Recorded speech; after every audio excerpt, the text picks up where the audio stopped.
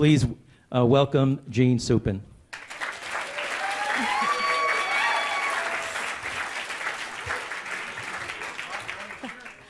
Thank you. So a year ago, a woman I've known forever called me and said she was addicted to heroin. I was devastated. I love her dearly. Yet I also understood the lifelong trauma she experienced, the lifelong anxiety she experienced. I sort of understood. But this isn't one of those stories. This isn't this tragic up and down addiction story. This is actually a really good story. Certainly it's a story of recovery. And recovery is a huge, important part of my friend's story, but it's also a story beyond recovery toward true healing. Essentially, this is a story about alternative medicine. It's mostly specifically about acupuncture, because that's what specifically helped my friend, but it's also about the vast array of alternative medicine and how they can help all of the people that we serve. Lots and lots and lots of people use alternative medicine. A 2012 study demonstrates that 33.2% adult Americans use alternative medicine, 11.6% children use complementary and alternative medicine. A 2009 study reported that Americans spend $33.9 billion on alternative medicine, mostly out of pocket. Now, most of them, at least half of them, statistics say, are not telling their primary providers they're using it, but they're using it anyway, and we got to assume they're getting some pretty good results. Otherwise, they wouldn't be spending $33.9 billion out of their own pocket.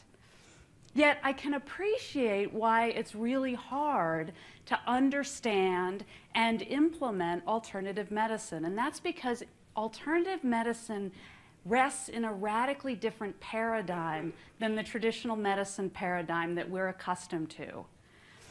They're just two things, and it's a mistake to try to explain alternative medicine using Western medicine's paradigm and language and concepts. So, for example, just a couple weeks ago, I read a newspaper column written by a Harvard physician who said acupuncture works by stimulating endorphins.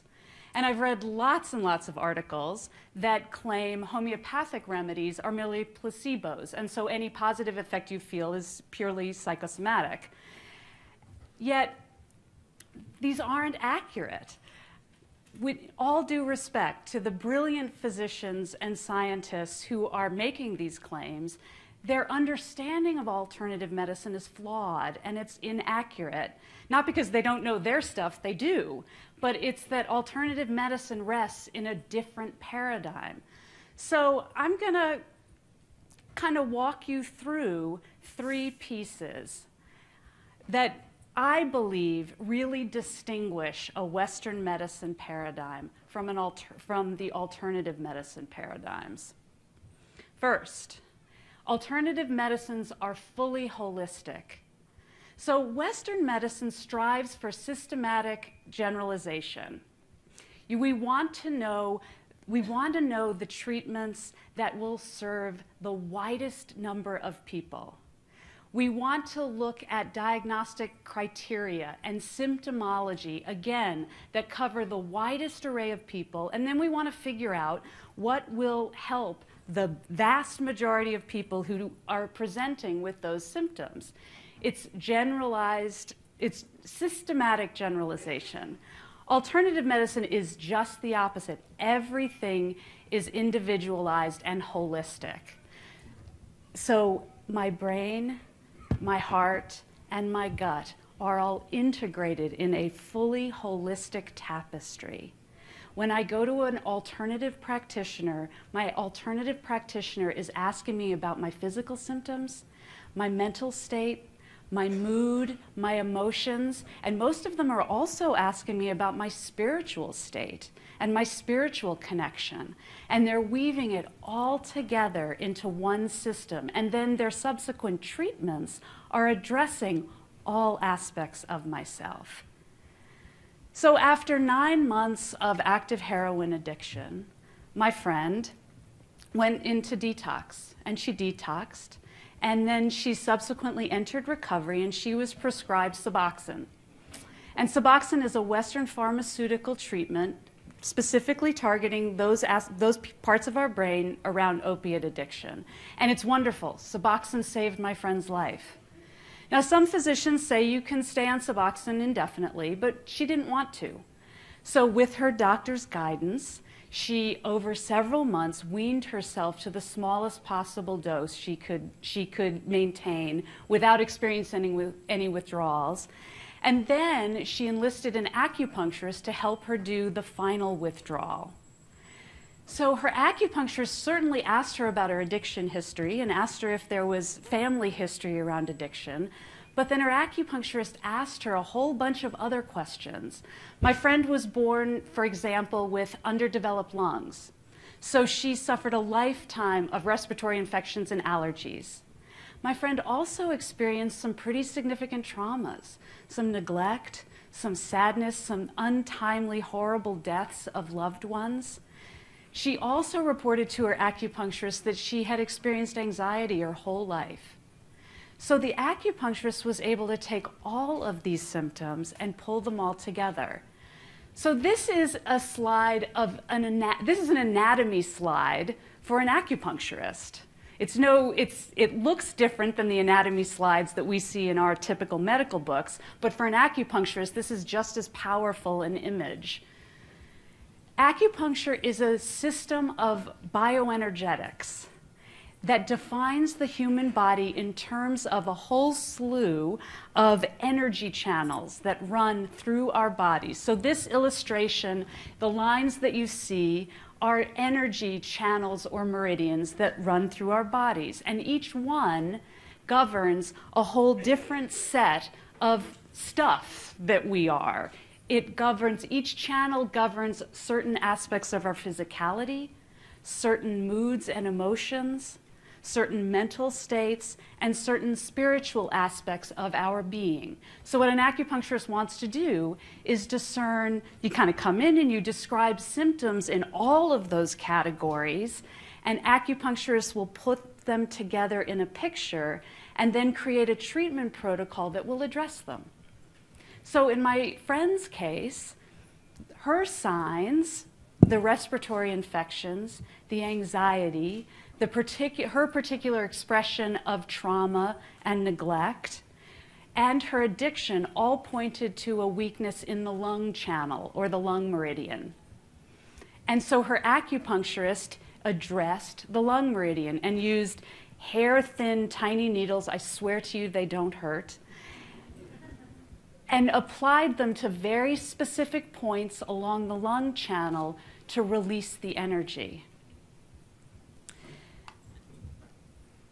So the second part, and I sort of hinted at it in the understanding that it's holistic, the second difference between alternative medicine and Western medicine paradigms is alternative medicine is really individualized. I referenced earlier that Western medicine is generalized. We're trying to cover as many people as we can. Alternative medicine is very, very specific. We are treating the specific person in this specific moment with this specific array of symptoms.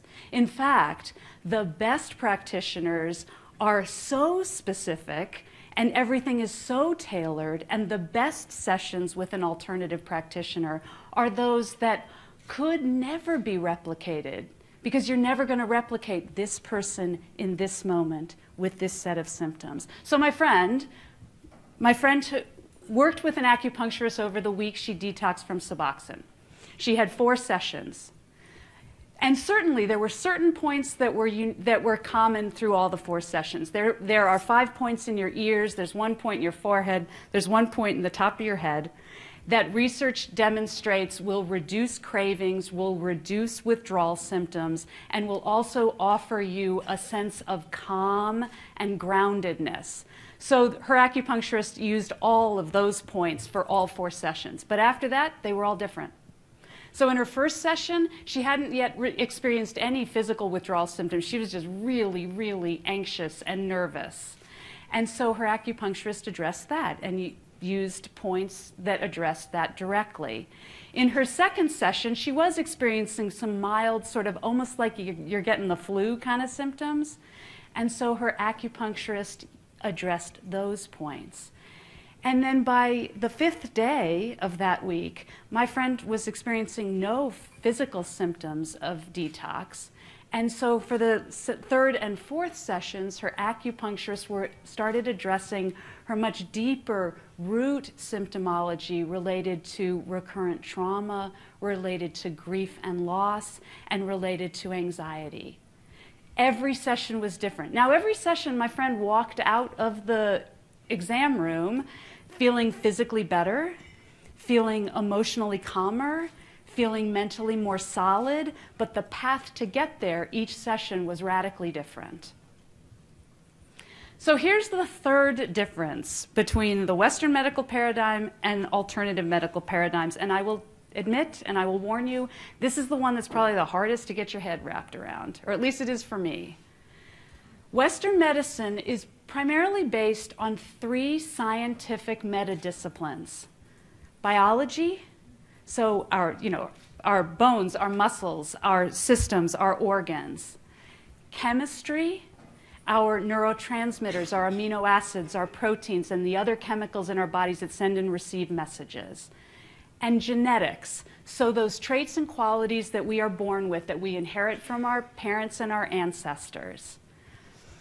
So most alternative medicine systems add a 4th scientific meta-discipline, and that's physics. And more accurately, it's quantum physics. It's the physics of the stuff really, really, really tiny that we don't see, that we can't even perceive with our human senses. Yet that's what's underpinning most alternative medicine. So a very, very, very quick little overview of some of the aspects of quantum physics. Quantum physics suggests that everything, the chairs that you are sitting on, the stage I'm standing on, our bodies, even the carbon dioxide molecules that are embedded in the air that we're breathing, everything can be whittled down to a particle. And particles conform to some very clear, very measurable, very proven sets of phenomenon. Some of those phenomenon, particles can be demonstrated as waves, they can be demonstrated as frequency, and they abide by some rules of quantum mechanics known as entanglement and non-locality. And that's what's underpinning most alternative medicine. It is a mistake to say that acupuncture is stimulating endorphins, or that acupuncture is stimulating a neural activity. Instead, what acupuncture is stimulating, or if I can push you like way over the edge, what a chakra balance is stimulating, what a homeopathic remedy is stimulating, what a Reiki session is stimulating, what all these things are stimulating are flows of energy within our bodies that are governed by the rules of quantum mechanics. So we need to understand that, because once we begin to understand those rules, we can begin to really appreciate the power of alternative medicine. We can also begin to really understand and appreciate and create studies that make sense.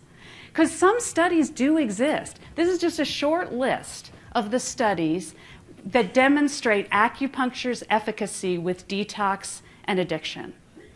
This slide shows just some of the organizations nationally that either recognize or support or publish information about alternatives in behavioral health.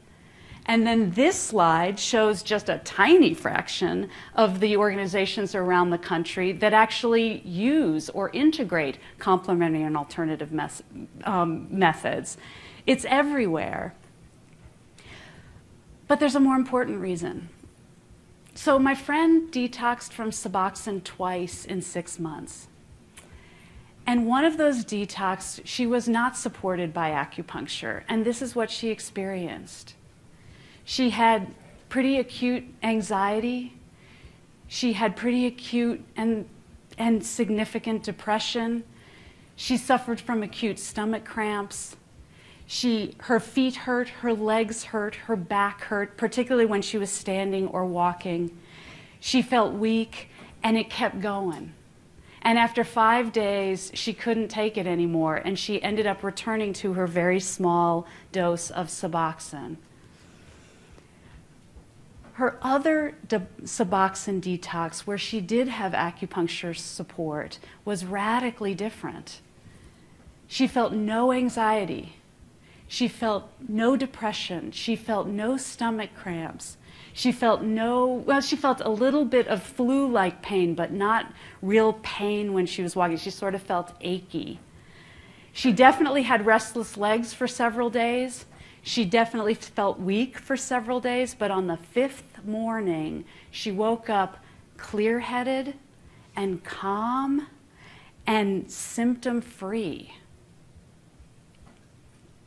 She's certainly still on a path of recovery. Recovery is incredibly important, but all her work with her acupuncturist allowed her to kind of really dive into psychotherapy.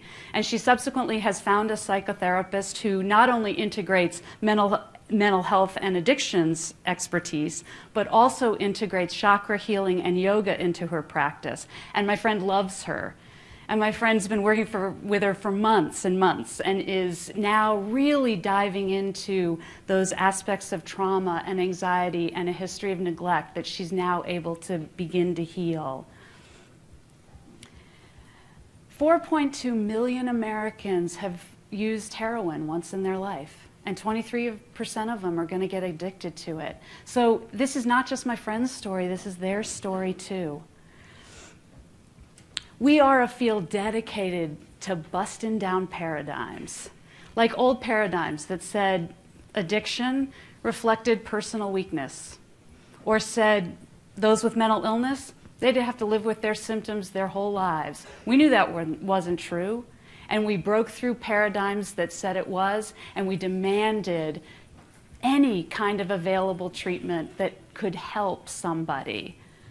If these 5 tiny little needles that cost pennies to use can help some people detox with greater ease and connect more deeply to treatment and recovery, certainly that is an idea worth spreading.